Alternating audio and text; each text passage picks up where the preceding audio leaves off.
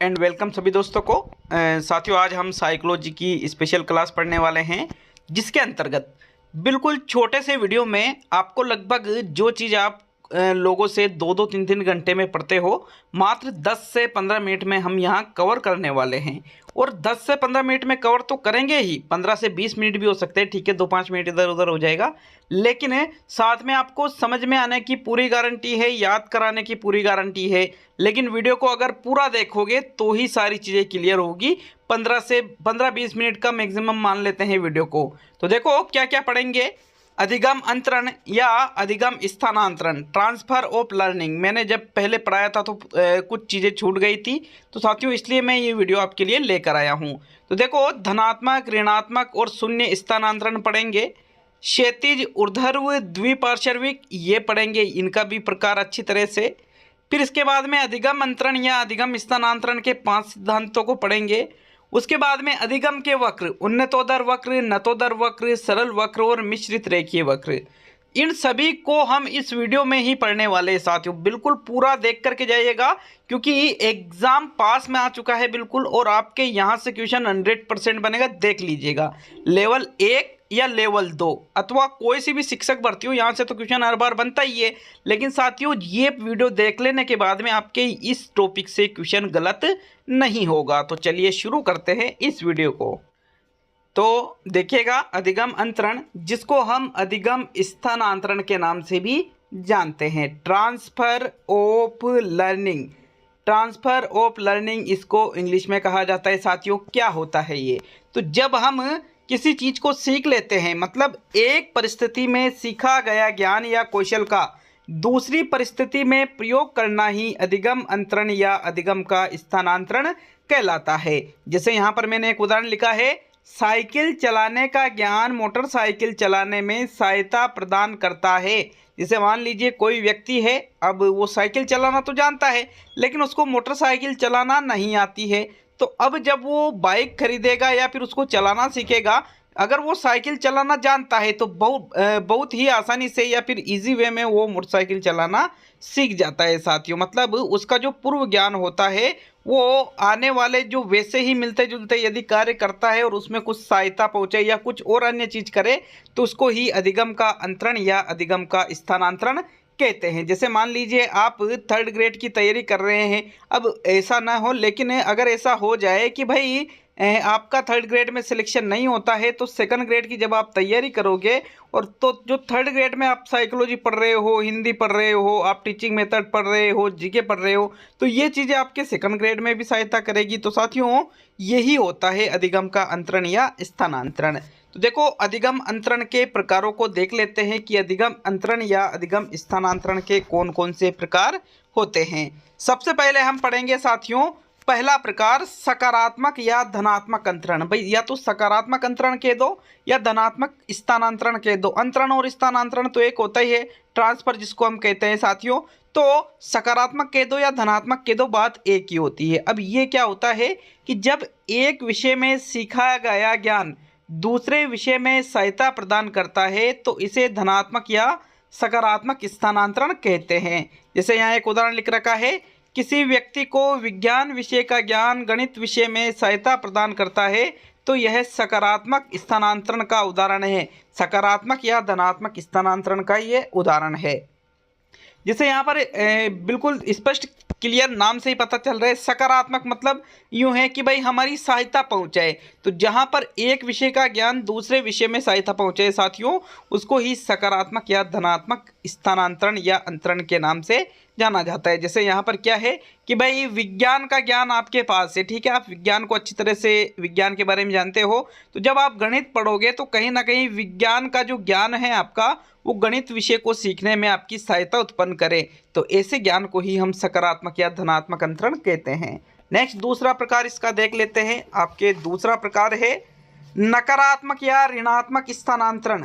पहले प्राप्त ज्ञान या कौशल नए ज्ञान या कौशल में बाधा उत्पन्न करे, तो उसे अधिगम का नकारात्मक या ऋणात्मक स्थानांतरण कहते हैं। जैसे मान लीजिए आपने कोई ज्ञान पहले सीख रखा है और बाद में कोई नवीन ज्ञान सीख रहे हो और जो आपका पूर्व ज्ञान है, अगर पूर्व ज्ञान आपके नवीन ज्ञान को सीखने में बाधा उत्पन्न करे तो साथियों उसको हम नकारात्मक या ऋणात्मक स्थानांतरण के नाम से जानते हैं। जैसे यहाँ पर एक मैंने उदाहरण लिखा है, अंग्रेजी भाषा का ज्ञान उर्दू में बाधा पहुंचाता है, तो इसे नकारात्मक या ऋणात्मक स्थानांतरण कहते हैं। जैसे मान लीजिए आप इंग्लिश तो खूब जानते हो, लेकिन जब आप उर्दू सीखना चाहते हो तो आपका जो पूर्व ज्ञान है कि भाई यार अंग्रेजी में तो ऐसे लिखा होता था, अंग्रेजी में तो वैसा होता था, ऐसे होता था, तो आप उर्दू को सीखने में आपके दिक्कत आ रही है। अगर अंग्रेजी की वजह से अगर दिक्कत आ रही है तो फिर हम उसको नकारात्मक या ऋणात्मक स्थानांतरण के नाम से जानते हैं साथियों। जैसे एक क्षेत्र कोई सा भी हो सकता है, वो जो आपके बाधा उत्पन्न करे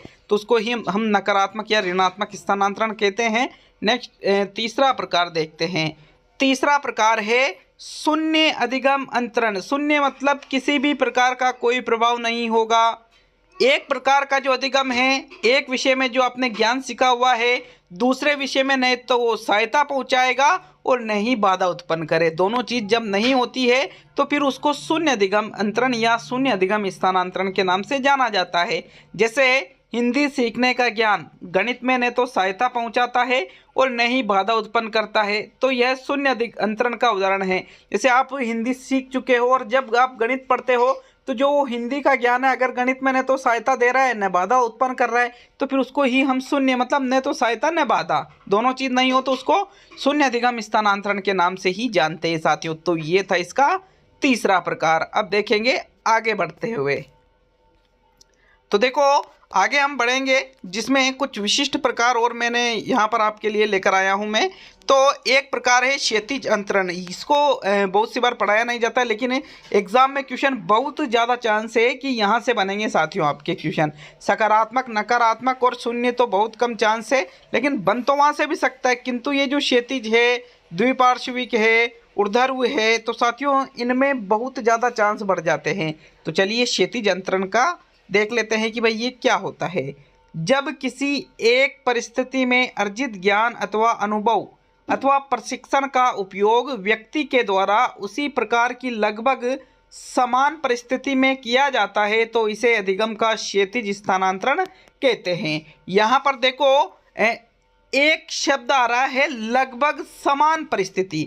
तो जब आपका पूर्व ज्ञान, नवीन ज्ञान और पूर्व ज्ञान अगर दोनों एक जैसे हैं, एक जैसी परिस्थितियां दोनों की है तो फिर उसको क्षैतिज अंतरण कहते हैं साथियों।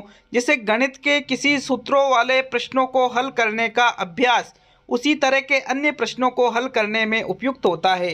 जैसे मान लीजिए गणित का कोई भी एक सूत्र है, जैसे लाभ आने का सूत्र, मतलब एक उदाहरण दे रहा हूँ। जैसे लाभ आने का सूत्र है आपके क्रय मूल्य का या फिर लाभ प्रतिशत का कि भाई लाभ बटा क्रय मूल्य इंटू 100, ये एक सूत्र है, ठीक है। अब यहाँ पर ये जो सूत्र है, इस सूत्र का प्रयोग आपने एक सवाल में कर लिया, अगर इसी सूत्र का प्रयोग आप दूसरे सवाल में भी उसके मिलते जुलते दूसरे सवाल में भी करोगे तो फिर वो क्षैतिज अंतरण या क्षैतिज स्थानांतरण कहलाता है अधिगम का। आशा है समझ में आया होगा पहला प्रकार ये विशिष्ट में। दूसरा इसका प्रकार देखेंगे ऊर्ध्वाधर अंतरण। तो साथियों ऊर्ध्वाधर अंतरण में क्या होता है, जब किसी परिस्थिति में अर्जित ज्ञान, अनुभव अथवा प्रशिक्षण का उपयोग व्यक्ति के द्वारा किसी अन्य प्रकार की अथवा उच्च प्रकार की परिस्थितियों में किया जाता है तो इसे अधिगम का ऊर्ध्वाधर अंतरण कहते हैं। इसके पहले जो क्षैतिज अंतरण था उसमें सबसे इंपॉर्टेंट बात क्या थी कि लगभग समान परिस्थितियां थी, वहां पर कैसी थी, समान। और यहाँ पर परिस्थितियां कैसी है, उच्च प्रकार की, मतलब पहले जो हमने सीखा है वो इससे कमजोर परिस्थिति थी और अब जो हम नया ज्ञान अर्जित कर रहे हैं वो उसके मिलती जुलती तो है लेकिन उससे उच्च स्तर की है साथियों। तो फिर ऐसे अधिगम अंतरण को हम ऊर्ध्वाधर अंतरण के नाम से जानते हैं। जैसे साइकिल चलाने का ज्ञान मोटरसाइकिल चलाते समय उसके पूर्व अनुभवों का ऊर्ध्वाधर अंतरण। देखिएगा जैसे साइकिल चलाना यहाँ पर जो आपका ज्ञान है वो निम्न स्तर का है। मोटरसाइकिल चलाना यहाँ पर जो ज्ञान है वो साइकिल चलाने से उच्च स्तर का है साथियों। तो या तो अन्य प्रकार की परिस्थिति होती है या उच्च प्रकार की परिस्थिति होती है। अगर वहां पर कोई स्थानांतरण हो रहा है तो उसको ऊर्ध्वाधर अंतरण के नाम से जाना जाता है। तो चलिए आगे बढ़ेंगे तीसरे विशिष्ट प्रकार की ओर। तो तीसरा प्रकार है, देखो मैं एक बार में रिवाइज कराऊंगा जो ऑटोमेटिक सब क्लियर हो जाएगा। द्विपार्श्विक अंतरण, तो द्विपार्श्विक अंतरण क्या होता है? जब मानव शरीर के एक भाग का अंतरण दूसरे भाग में होता है तो इसे द्विपार्श्विक अंतरण कहते हैं। जैसे दाएं हाथ से लिखने की योग्यता का लाभ जब व्यक्ति द्वारा बाएं हाथ से लिखना सीखने में किया जाए तो इसे द्विपार्श्विक अंतरण कहते हैं। तो भाई द्विपार्श्विक अंतरण में तो सीधी बात ये याद रखनी है आपको कि इसमें जो अधिगम अंतरण होगा वो शरीर के एक भाग से दूसरे भाग में होगा। सीधी सी चीजें, जहां पर भी शरीर के एक भाग से दूसरे भाग में अधिगम का अंतरण हो रहा है तो फिर वो द्विपार्श्विक अंतरण के अंतर्गत आएगा। तो क्या याद रखोगे? शरीर के अंगों का जो ज्ञान है वो एक अंग से दूसरे अंग में जाता है। जैसे यहाँ पर हम उल्टे हाथ से लिखते थे और वही ज्ञान किसी वजह से हम उल्टे हाथ से नहीं लिख पा रहे हैं, तो जैसे उससे लिखते थे अगर हम सीधे हाथ से लिखना वैसा ही प्रारंभ कर देते हैं तो फिर वो द्विपार्श्विक अंतरण का उदाहरण है। तो आशा है आपको ये तीनों प्रकार समझ में आए होंगे। तो क्या क्या पढ़ा अभी तक अपन ने, एक बार रिवाइज कर लेते हैं। एक हमने पढ़ा है धनात्मक अंतरण, एक हमने पढ़ा है ऋणात्मक अंतरण, एक हमने पढ़ा है शून्य अंतरण, फिर उसके बाद में एक जो पढ़ा है क्षैतिज अंतरण पढ़ा है साथियों हमने, एक पढ़ा है हमने द्विपार्श्विक, ये तो अभी पढ़ ही रहे हैं, द्विपार्श्विक अंतरण हमने पढ़ा है, और इसके अलावा एक उधर्व अंतरण हमने पढ़ा था साथियों। तो आशा है सारे ही समझ में आए होंगे। धनात्मक में एक विषय का ज्ञान दूसरे विषय में सीखने में सहायता देता है, ऋणात्मक में बाधा उत्पन्न करता है, शून्य में न तो सहायता देता है न बाधा करता है। जो क्षैतिज स्थानांतरण है साथियों, क्षैतिज स्थानांतरण में क्या होता है? बिल्कुल समान परिस्थिति में पूर्व ज्ञान का उपयोग किया जाए तो वो क्षैतिज है। ऊर्ध्व स्थानांतरण में क्या होता है कि उससे उच्च परिस्थिति में उसका उपयोग करते हैं। द्विपार्श्विक में मैंने क्या कहा है? शारीरिक अंगों में स्थानांतरण इसमें होता है अधिगम का।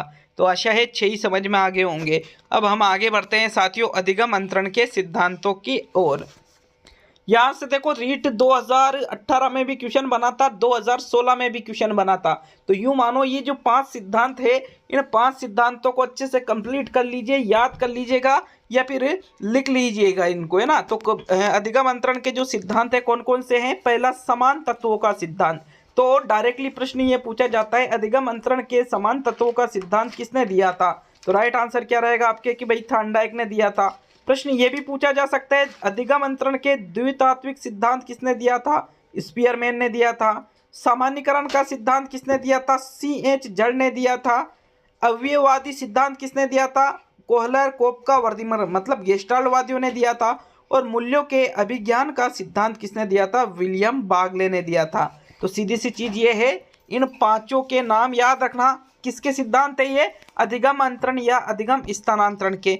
पांचों के नाम याद रखने के साथ साथ में इनके जो प्रतिपादक है उनके भी नाम आपको याद होने चाहिए साथियों, क्योंकि एग्जाम में ये जो आप देख रहे हो ना वर्तमान में, ये सामने आपके सामने ये जो 5 सिद्धांत है और इनके जो प्रतिपादक है, लगभग बहुत ही ज़्यादा चांस है कि डायरेक्टली एक प्रश्न यहाँ से बन गया आपका, लगभग बहुत ज़्यादा चांस। ठीक है, तो चलिए आगे बढ़ते हैं। अब हम अधिगम के वक्रों की तरफ की। अधिगम वक्र कौन कौन से होते हैं, कैसे होते हैं, चित्र सहित समझाऊंगा साथियों उसको। यहाँ पर अब हम अधिगम के वक्रों को देखेंगे कि जो अधिगम के 4 प्रकार के वक्र होते हैं कौन कौन से होते हैं, क्या क्या विशेषता होती है। बहुत ही इंपॉर्टेंट टॉपिक है ये।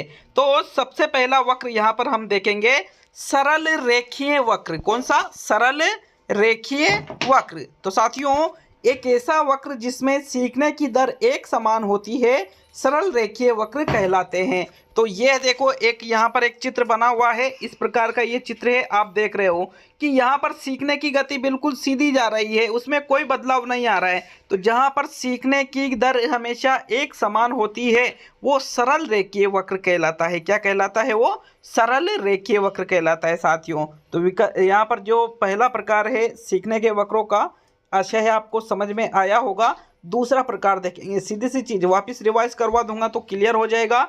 दूसरा जो वक्र का प्रकार है वो है आपके उन्नतोदर वक्र, जिसको हम ऋणात्मक वक्र के नाम से भी जानते हैं। वेरी वेरी वेरी इंपॉर्टेंट है ये। प्रारंभ में सीखने की गति तीव्र होती है और बाद में मंद हो जाती है। शारीरिक कौशल सीखने में प्राय इस प्रकार के वक्र बनते हैं। ऋणात्मक त्वरित वक्र भी इसको कहा जाता है और इसे अवतल वक्र भी कहते हैं। तो भाई एक एक लाइन से इतने ज़्यादा इंपॉर्टेंट क्वेश्चन बन रहे हैं यहाँ पर। देखो क्या क्या प्रश्न बनेंगे। उन्नतोदर वक्र किसे कहते हैं? तो पहला क्वेश्चन तो ये कि भाई ऋणात्मक वक्र को ही उन्नतोदर वक्र कहते हैं। दूसरा क्वेश्चन, किस प्रकार के वक्रों में प्रारंभ में सीखने की गति तीव्र होती है और बाद में मंद हो जाती है? तो ऋणात्मक तो ऑप्शन नहीं देगा, वहां देगा वो उन्नतोदर वक्र। किस प्रकार के वक्रों का प्रयोग शारीरिक कौशल सीखने में होता है? तो उन्नतोदर वक्र। ऋणात्मक वक्र को है, ऋणात्मक त्वरित वक्र किसे कहा जाता है? उन्नतोदर वक्र को कहा जाता है। अवतल वक्र किसे कहते हैं? ऋणात्मक या उन्नतोदर वक्र को ही अवतल वक्र कहते हैं। तो इसका ये चित्र देख लीजिए। प्रारंभ में, यहाँ पर देखो, प्रारंभ में सीखने की गति कैसी है? तीव्र है, ठीक है, एकदम ये ऊपर की ओर जा रहा है, लेकिन धीरे धीरे धीरे ये इस तरफ बढ़ता जाता है। तो बाद में इसकी गति कैसी हो जाती है? मंद हो जाती है। तो साथियों, इस प्रकार का जो वक्र होता है यही उन्नतोदर वक्र के नाम से जाना जाता है। क्लियर हुआ सभी के? यहाँ पर ये जो वक्र बन रहा है कि इस प्रकार से शुरू में खूब उठे और बाद में हम फिर झुकते जाते हैं, तो फिर वो उन्नतोदर वक्र कहलाता है। तो चलिए अगला प्रकार देखेंगे आपके नतोदर वक्र। नतोदर वक्र जिसको धनात्मक वक्र भी कहते हैं, अगर पीडीएफ लेनी है तो कमेंट कर सकते हो, ठीक है। इस वक्र में पहले सीखने की गति पहले बहुत मंद होती है। इस अभ्यास व अनुभव के कारण बाद में विषय वस्तु सरल हो जाती है। इस कारण सीखने की गति बाद में तीव्र हो जाती है। इसे धनात्मक त्वरित वक्र भी कहते हैं। इसे उत्तल वक्र के नाम से भी जाना जाता है। तो भाई यहाँ पर जो उन्नतोदर वक्र था उसका अपोजिट है ये। वहाँ पर क्या होता था? प्रारंभ में सीखने की गति तीव्र थी और बाद में मंद। यहाँ पर पहले सीखने की गति मंद होती है और बाद में जब हम अभ्यास और अनुभव करते जाते हैं तो विषय वस्तु सरल हो जाती है, जिससे उसकी गति भी बढ़ जाती है, सीखने की गति। इसको धनात्मक त्वरित वक्र कहते हैं और इसको उत्तल वक्र के नाम से भी जाना जाता है। तो ये देखिए, जिस प्रकार से ये जो आपके नतोदर वक्र का चित्र है कि ये इस प्रकार से वक्र है। शुरू में जब हम सीख रहे तो आराम से, फिर हम ऊपर की ओर उठते जाते हैं साथियों। तो इस प्रकार के वक्र को ही नतोदर वक्र के नाम से जाना जाता है। अब अंतिम और चौथा प्रकार का जो वक्र है वो देख लेते हैं। तो आपके चौथा प्रकार का वक्र है मिश्रित वक्र। स्टार करना, एक एक चीज को भाई याद कर लेना, अभी कह रहा हूँ, नहीं तो बाद में फिर आके चैनल पे कहोगे कि सर क्वेश्चन तो यहाँ से ये भी आया था। यह वक्र उन्नतोदर व नतोदर वक्र का मिश्रण है, इसीलिए इसको मिश्रित वक्र के नाम से जानते हैं। प्राय इसके बीच में पठार भी बनते हैं, मतलब कभी पठार बना फिर ऊपर फिर नीचे, इस प्रकार से स्थिति होती जाती है। इसमें शुरुआत में सीखने की गति मंद होती है, मध्य भाग में वापस तीव्र हो जाती है सीखने की गति, फिर वापस अंतिम भाग में पुनः मंद हो जाती है। तो पहले मंद तीव्र मंद तीव्र मंद तीव्र, इस प्रकार से यदि कोई ग्राफ है तो मिश्रित वक्र का उदाहरण है साथियों। इसे एस आकारिक वक्र भी कहते हैं, बहुत ही ज़्यादा इंपॉर्टेंट है ये। जैसे यहाँ पर इसका ये चित्र देखिएगा, ये एस आकारिक हुआ ना, थोड़ा एस के जैसा लग रहा है कि नहीं लग रहा है? तो देखो, प्रारंभ में गति मंद है, फिर तीव्र है, फिर हम ऊपर की ओर उठते फिर इधर फिर मंद हो गए, फिर यहाँ पर फिर तीव्र, फिर मंद, फिर तीव्र, इस प्रकार से होता जाता है साथियों। तो इसको ही कहा जाता है मिश्रित वक्र। तो आशा है समझ में अच्छे से आया होगा। अगर हाँ तो वीडियो को लाइक शेयर जरूर कीजिएगा और चैनल पर नए हो तो चैनल को सब्सक्राइब करके हमें मोटिवेट जरूर करें साथियों। तो मिलते हैं अब अगले वीडियो में। सभी दोस्तों का बहुत बहुत धन्यवाद।